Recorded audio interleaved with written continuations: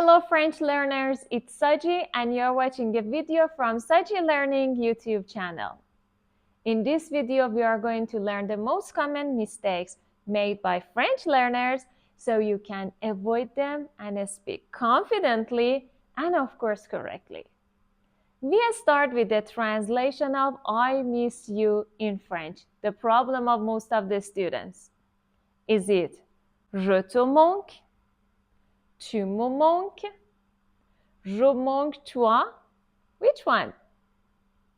As you could see, the translation of verb miss in English is the verb manquer in French. Manquer, the verb of the first group.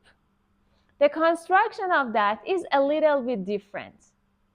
If you say je te manque, means you miss me rather than I miss you. If you want to say I miss you in French, you have to say tu me manques. Tu me manques. Is it mon ami or ma amie? As you might know, if you want to describe a male friend, you can say mon ami. Because there is no E, it's better to say E after ami. This word refers to a male friend. Therefore, it could make sense to use the possessive adjective ma if you want to describe a female friend, but that's not the case. All the female friends start with vowel, take masculine possessive adjective mon to avoid using two vowels together. So, if you want to describe a female friend, you have to say mon ami. One important point here, liaison. Use the liaison between N and A. This is not mon ami, but mon ami, mon ami. Some students mix up the verb retrouver and rencontrer. Rencontrer means to meet in English, might seem simple enough, but in fact it is only used in very specific circumstances. While you might be tempted to use it for all forms of meeting, it specifically describes meeting someone for the first time, meeting someone by chance, or bumping into someone on the street.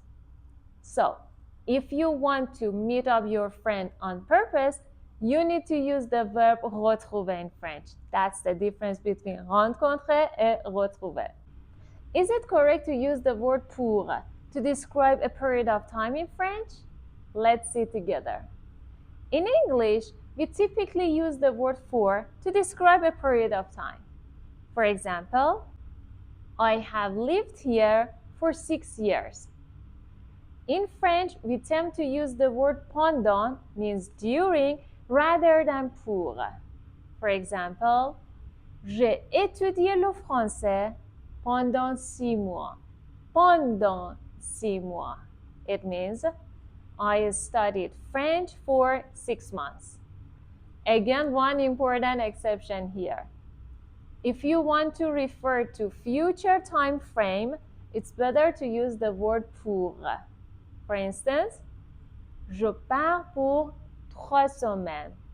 I am leaving for 3 weeks. Most of the time, students are confused between c'est and il or elle. They don't know when should we use c'est and il or elle. Both of them can be used to say it is or he is or she is, but they are applied in very different circumstances. C'est is used in the following two situations. Number one, before the masculine adjectives to describe general conditions. We want to say how something looks or how something feels. For instance, c'est beau, it's beautiful. The next one, before the articles like un or le. For instance, c'est un bon professeur de français. C'est un bon ami. On the other hand, elle or il are used when there is no article in the sentence. For instance, elle est belle. Pensez de or pensez à. Which one is correct? While in English you would say, I am thinking of you, we use the preposition of, the French language is not in the same way. If you want to express this sentence into French, you would say, je pense à toi. Je pense à toi. Use the preposition à here. This sentence can be translated like, I am thinking at you. On the other hand, if you wish what someone thinks about you, you could say, qu'est-ce que tu penses de moi? Qu'est-ce que tu penses de moi? This sentence means, what do you think of me? Misplacing adjectives, that's another point. The first things we learn in French is that unlike in English, French adjectives come after the nouns they modify. While this is mostly true, there are a number of French adjectives which come before the nouns they modify. For example, bon, which means good. Mauvais, bad. Petit, small. Grand, big. Joli, pretty.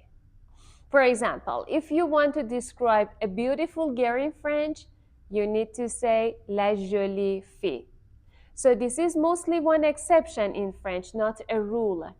You need to just memorize these kind of adjectives in French. Can we use the French verb visiter instead of the English verb visit? The answer is no. We can use visitor whenever we want to talk about visiting a place or attraction. While you might be tempted to say, je vais visiter ma grand-mère, for I am visiting my grandmother, this is not correct. Instead of that, you should use rendre visite à quelqu'un. So the sentence should be translated like, je vais rendre visite à ma grand-mère. Do you think the French verb attendre can be translated as attend in English? The answer is no, because attendre is a false friend, which means to wait. False friends are the words which look alike in two languages, but the meanings are totally different. So if you need to say you attended something, you have to use the verb assister in French. Assister. For instance, j'ai assisté à une conférence sur le changement climatique à Paris. This sentence means I attended or I joined a conference about the climate change in Paris. If I ask you to translate I am 30 years old in French, do you say je suis 30 ans or j'ai 30 ans? Which one? If you're an English speaker, you may say je suis 30 ans because you tend to translate this sentence word by word. So, I changes to je, am, the verb to be, changes to the verb être, suis, and 30 ans. But that's not the case. In French, for talking about your age, we use the verb avoir, not être. So your sentence should be j'ai 30 ans. Vous avez 30 ans. Tu as 30 ans, and so on. Did you know saying c'est chaud and c'est froid is incorrect in French? Yes. Another common mistake made by French learners happens when describing the weather in French. They try to translate it's hot and it's cold into c'est chaud and c'est froid, but that's incorrect. You need to use il fait before that. So, it's hot is translated to il fait chaud. It's cold is translated to, yes, il fait froid. Although French people understand what you are saying, you need to use the correct sentence. The last part, which is really important, using incorrect prepositions for the countries. Most of the time, French learners use the preposition à for the name of the countries. However, we tend to use the prepositions on, au, or au depending on the gender and singular or plural form of the countries. Let's see which preposition is for which country. On is used for feminine countries and those ones that start with a vowel. For instance, j'habite en France. France is a feminine country, so we use on for that. I live in France. The next one is au. Au is used for masculine country and those ones that don't start with a vowel. For instance, il voyage au Canada. Canada is masculine country. The last one, the preposition au. As you may know, au is used for plural countries regardless of the gender. Ils vont aux États-Unis.